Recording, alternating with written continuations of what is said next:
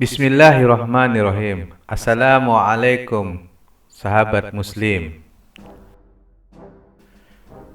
Dalam Al-Fusul fi Sirah Ar-Rasul, setelah menceritakan tentang turunnya izin kepada kaum muslimin untuk hijrah ke negeri orang-orang Aus dan Khazraj, serta berduyun-duyunnya para sahabat Rasulullah pergi ke sana, Ibnu Katsir rahimahullah ta'ala mengatakan,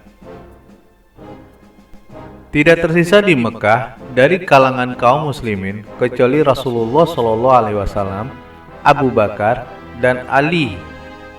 Dua sahabat ini tinggal sesuai perintah Rasulullah kepada mereka. Selain mereka hanya tersisa sahabat yang tertahan oleh orang-orang musyrik Quraisy. Abu Bakar kemudian menyiapkan bekalnya dan bekal Rasulullah SAW, seraya menunggu sampai Allah Azza wa Jalla mengizinkan Rasulullahnya berhijrah. Karena itu, pada suatu malam, orang-orang musyrik bertekad untuk menyerang Rasulullah SAW.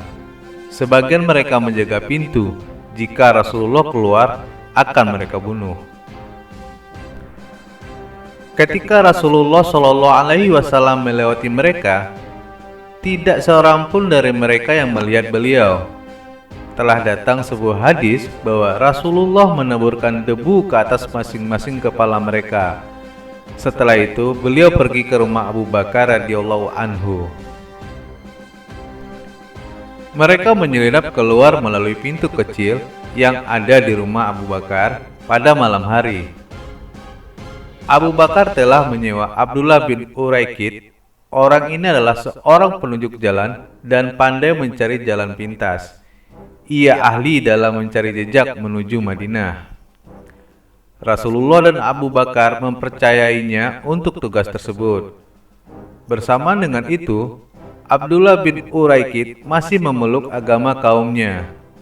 Rasulullah dan Abu Bakar pun menyerahkan kepadanya tunggangan-tunggangan mereka dan berjanji menemuinya di Gua Sur setelah 3 hari kemudian. Ketika Rasulullah dan Abu Bakar tiba di gua, Allah butakan orang-orang Quraisy dari kabar mereka berdua. Karena itu, orang-orang Quraisy tidak tahu kemana mereka berdua pergi.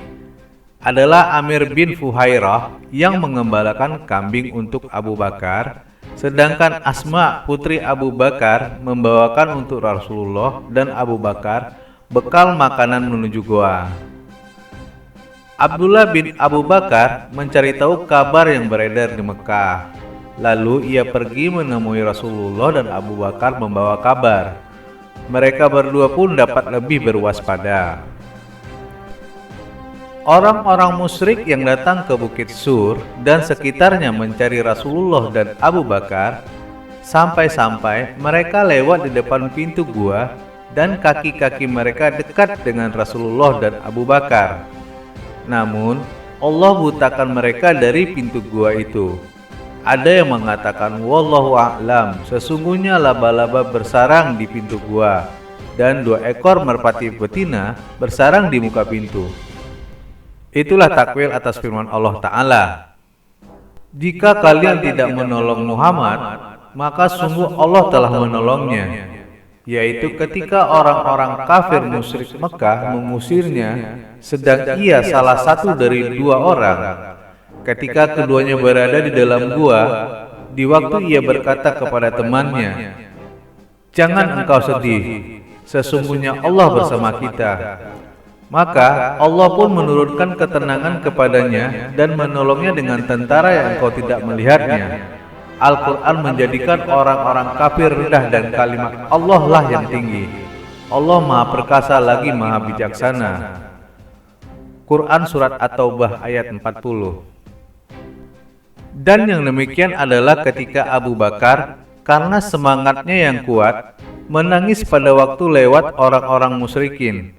Beliau mengatakan, "Wahai Rasulullah, seandainya salah seorang mereka melihat ke arah kaki-kaki mereka, niscaya akan melihat kita." Rasulullah SAW pun bersabda kepada Abu Bakar, "Wahai Abu Bakar, apa pendapatmu tentang 2 orang yang ketiganya adalah Allah?"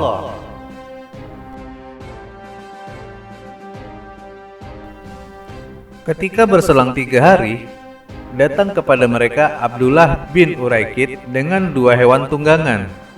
Mereka pun segera mengendarainya. Abu Bakar membonceng Amir bin Fuhairah, sedangkan Abdullah bin Uraikid ad-Dili mengendarai tunggangannya di depan Abu Bakar dan Rasulullah.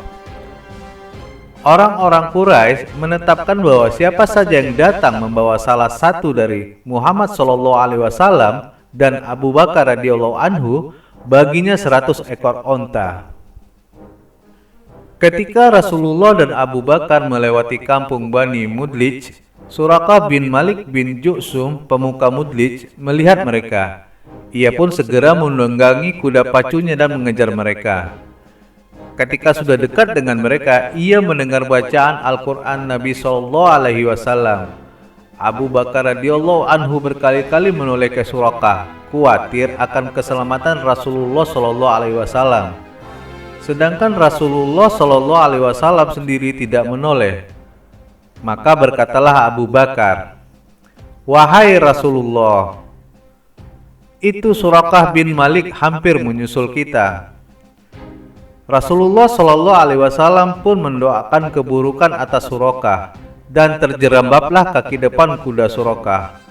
"Aku tahu yang membuatku seperti ini adalah akibat doa kalian berdua. Maka berdoalah kalian untukku. Bagi kalian, aku akan membantah tentang keberadaan kalian berdua," kata Suraqah bin Malik. Maka Rasulullah mendoakan kebaikan untuk Suraqah. Kepada Rasulullah, Suraqah meminta dibuatkan surat jaminan.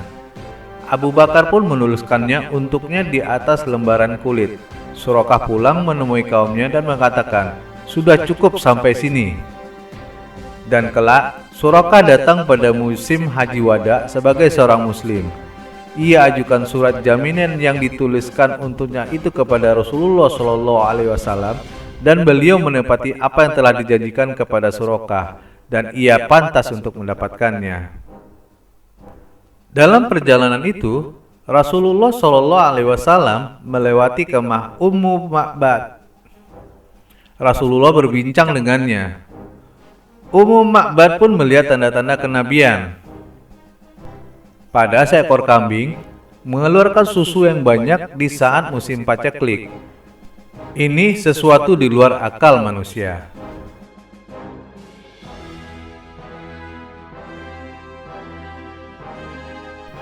Pada hari ketiga, hari Kamis, tibalah Nabi SAW di desa Quba. Selama beberapa hari di sana, Nabi sempat mendirikan sebuah masjid. Itulah masjid pertama kali yang dibangun dalam sejarah Islam. Sampai hari ini dikenal dengan Masjid Quba.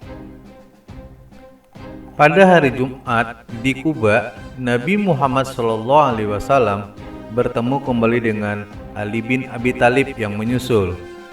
Di sini pula lah Nabi menerima keislaman Salman Al-Farisi, seorang pemeluk agama Kristen yang berasal dari Persia. Selama 4 hari di Quba, Nabi dan para sahabat melanjutkan perjalanan menuju kota Yathrib. Sebelumnya, Nabi ditemui oleh Zubair bin Awam yang ketika itu berusia 21 tahun, yang membawakan jubah putih agar dikenakan Nabi SAW saat memasuki kota Yathrib. Perjalanan hijrah Nabi berlangsung selama 14 hari.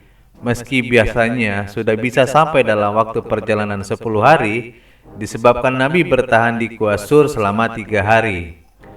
Para penduduk di Madinah selalu menunggu kedatangan Nabi SAW di sebuah tempat bernama Harrah, di sebuah perbukitan batu hitam yang memungkinkan bisa melihat rombongan Nabi dari kejauhan. Tepat pada hari Senin, 16 Rabiul Awal atau bertepatan 20 September 622 Masehi, Nabi SAW memasuki kota Yathrib. Kedatangan Rasulullah SAW di Yathrib diperebutkan oleh penduduk kaum muslim.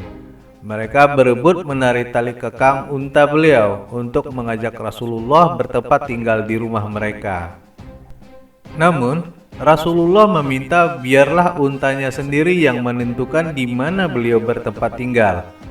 Unta yang ditunggangi oleh Rasulullah akhirnya berhenti di pekarangan rumah Abu Ayyub Al-Ansari. Di sanalah Rasulullah memulai bertempat tinggal beberapa bulan. Sebelum akhirnya beliau membangun Masjid Nabawi dan beberapa kamar untuk beliau tinggal di atas sebuah tanah yang dibeli dari kakak beradik yatim piatu di Yastrib tersebut.